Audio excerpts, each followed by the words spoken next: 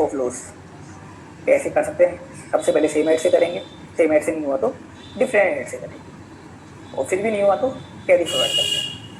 अब जो पुराने लॉस है, ग्रोथ फॉरवर्ड लॉस है, वो हमेशा सेम हेड से सेटअप हो पाएंगे, डिफरेंट हेड से हो नहीं पाएंगे। ठीक है, अब सेम हेड से सेटअप करने में दिक्कत आ जाती है। लॉन्ग टर्म कैपिटल लॉस खाली लॉन्ग टर्म गेन से सेटअप होता है, स्पेकुलेटिव लॉस स्पेकुलेटिव प्रॉफिट से होता है सेटअप। 35 एडी का लॉस 35 एडी के प्रॉफिट से सेटअप होता है, और ओनिंग मेंटेनिंग वाला लॉस जो है ओनिंग मेंटेनिंग की एक्टिविटी से सेटअप होता है।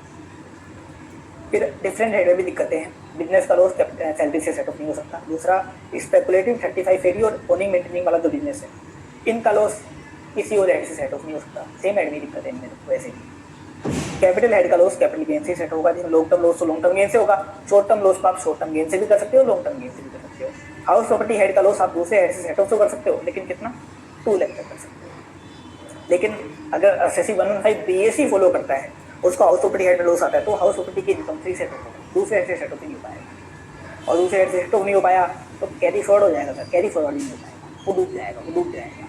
अगला बता रखा है 4 इनकम से आप कुछ भी सेटअप नहीं कर सकते। कौन कौन सी? कैजुअल इनकम, ऑनलाइन गेम वाली इनकम, वीडियो वाली इनकम और डिस्कोर्स इनकम। ये 4 गंदी इनकम होती है, इन गंदी इनकम से कुछ भी सेटअप नहीं कर सकते। इसके अलावा 3 हेड में अगर आपको लॉस आता है वो डेड लॉस माना जाएगा, ना तो उसको सेटअप कर सकते हैं ना कैरी फॉरवर्ड कर सकते हैं। लॉटरी वगैरह का लॉस, वीडियो का लॉस और एग्रीकल्चरल लॉस, एग्जाम सोर्स का, एग्जाम सोर्स मतलब एग्रीकल्चर इनकम का लॉस, एग्रीकल्चर इनकम की जगह आपको लॉस हो गया। अब लॉस कैरी फॉरवर्ड कर पाओगे आप।